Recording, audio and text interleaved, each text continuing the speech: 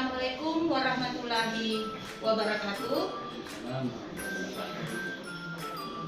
Berjumpa lagi dengan saya Mariati Iskandar, calon guru penggerak angkatan 10 dari UPTD SMP Negeri 33 Kabupaten Baru, Provinsi Sulawesi Selatan.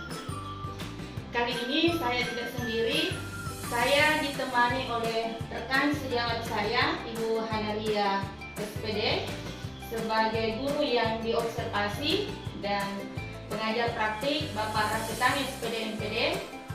Assalamualaikum Bapak Ibu. Waalaikumsalam warahmatullahi wabarakatuh. Bagaimana kabar hari ini? Alhamdulillah. Ya, alhamdulillah. Baik Bu, hari ini kita akan melakukan pasca observasi yang merupakan tahapan akhir dari supervisi akademik yang sebelumnya kita sudah melakukan praobservasi, kemudian dilanjutkan dengan observasi kelas yang kita lakukan, dan sekarang adalah pasca observasi. Adapun tujuan dari kegiatan kita hari ini adalah untuk merefleksi atau mengevaluasi sejauh mana proses pembelajaran yang sudah Ibu lakukan di kelas. Ini nanti ada beberapa hal yang ingin saya mintai informasi dari Ibu terkait dengan proses pembelajaran observasi kemarin. Boleh Bu? Ya. Terima kasih Bu. Untuk yang pertama, ini mengenai perasaan. Bagaimana perasaan Ibu terkait jalannya observasi kelas yang kita lakukan kemarin? Ya Bu, terima kasih. Sebelumnya saya mengucapkan terima kasih sebab sudah memilih saya sebagai observer yang diobservasi, dan ini mungkin mempunyai nilai tambah bagi saya untuk mengetahui di mana kelemahan saya, bagaimana cara saya untuk mengajar selanjutnya. Nah, mengenai perasaan saya tentu berbeda dengan mengajar biasa. Ya. Kalau mengajar seperti biasa kan hanya ada saya di dalam kelas, sementara pada saat itu ada yang lain, Ibu sebagai yang mengobservasi, jadi mungkin ada perasaan yang lain, tetapi lama-lama itu bisa dihilangkan. Tapi secara keseluruhan alhamdulillah baik dalam mengajar. Ya, alhamdulillah ya Bu. Meskipun awalnya ada rasa-rasa yang lain-lain, tapi akhirnya bisa berjalan dengan baik. Oke, kemudian bisa diceritakan kembali Bu area pengembangan yang dilakukan di kelas, langkah-langkah tahapan pembelajaran yang sudah Ibu lakukan. Ya, terima kasih Bu. Mengenai tahapan pembelajaran yang saya lakukan itu sesuai dengan modul ajar yang saya buat. Jadi sesuai dengan modul ajar yang saya buat itu tahapannya disesuaikan dengan model yang saya gunakan pada saat itu, yaitu model problem basic learning, di mana pada awalnya didahului dengan pendahuluan, kemudian kegiatan inti dan penutup. Nah, pada pendahuluan ini di sini saya memberikan autoseleksi kepada peserta didik, misalnya dengan memberikan pertanyaan-pertanyaan yang berhubungan dengan materi. Kemudian saya juga memotivasi peserta didik dalam pembelajaran, misalnya dengan pada saat itu memperlihatkan gambar-gambar yang berhubungan dengan tujuan pembelajaran yang akan dicapai.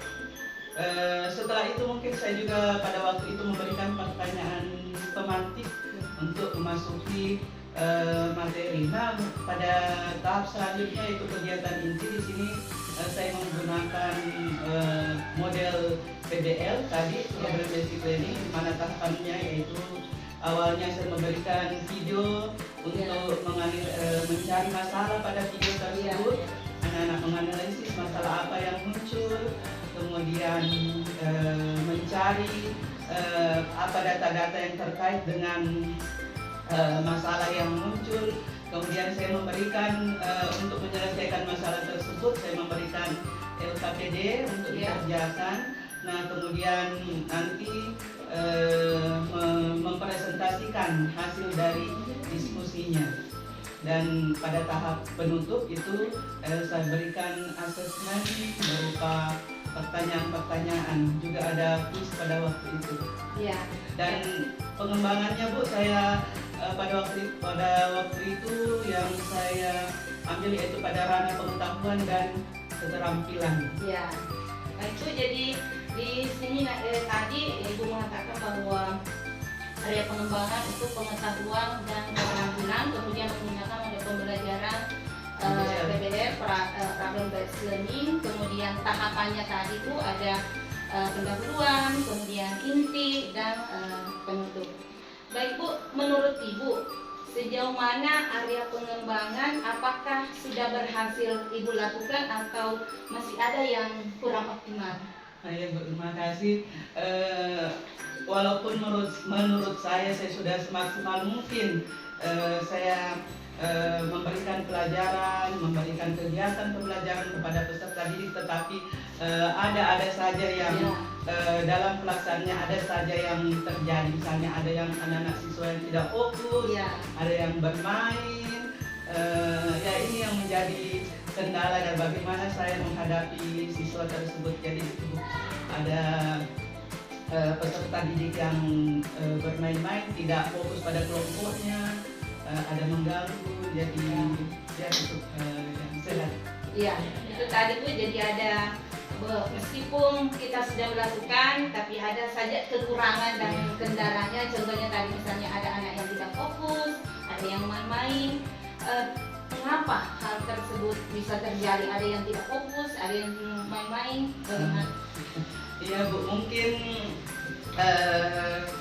yang saya gunakan pada waktu itu hanya satu saja, misalnya saya fokus pada tidak ada yang namanya sekarang kan berdiferensiasi. Saya hanya fokus pada pembelajaran yang satu macam saja, mungkin tidak mengikuti gaya belajar yang dia suka, misalnya yang sering bermain. Mungkin kedepannya mungkin nanti gaya saya mengajar tidak sesuai dengan gaya belajar yang dia suka. Misalnya ada yang suka dengan ceramah, ada yang suka dengan menonton visual, ada kinestetik. Jadi itu mungkin yang kendalanya, tidak disesuaikan dengan gaya belajarnya yang dia suka. Ya, jadi menurut Ibu kendala yang dihadapi adalah karena memberikan pembelajaran yang tidak sesuai dengan gaya belajar siswa. Ya. Kemudian apa rencana Ibu ke depannya? Ya, rencana saya misalnya tadi dengan ada siswa tadi kan yang bermain saja, mungkin saya akan memberikan kegiatan pembelajaran dengan cara bermain, atau ada cara namanya itu pembelajaran berdiferensiasi. Saya membagi kelompok, mungkin kedepannya saya membagi kelompok, ada yang visual, ada audiovisual, ada yang kinestetik. Itu nanti kedepannya mungkin saya melakukan pembelajaran dengan cara berdiferensiasi. Bagus sekali Bu, rencana kedepannya itu akan melakukan yang berdiferensiasi, kemudian memberikan pembelajaran yang sesuai dengan gaya belajar siswa, yang audiovisual dengan kinestetik, begitu Bu? Iya. Ya, mudah-mudahan bisa terlaksana ke depannya. Ya. Jadi kapan Ibu akan melakukan perubahan terkait dengan rencana yang Ibu sampaikan tadi? Mengenai kapan, ya mungkin pada pembelajaran selanjutnya akan saya laksanakan. Mungkin kalau setelah nanti kita melaksanakan ini, karena nanti ada ulangan tengah semester, setelah itu mungkin saya akan melakukan pembelajaran yang sesuai dengan gaya belajar siswa. Saya membuat modul yang sesuai dengan gaya belajar siswa. Ya, bagus sekali Bu, karena akan dilakukan secepatnya, akan melakukan perubahan yang sekecil apa itu akan lebih baik. Intinya memberikan pembelajaran yang terbaik bagi murid, karena ini untuk kepentingan murid dan murid. Ya, baik Bu, terima kasih atas jawaban-jawabannya. Terima kasih juga waktu luangnya untuk melakukan percakapan ini. Demikianlah percakapan pasca observasi hari ini. Saya ucapkan wabillahi taufiq wal hidayah. Wassalamualaikum warahmatullahi wabarakatuh. Waalaikumsalam warahmatullahi wabarakatuh.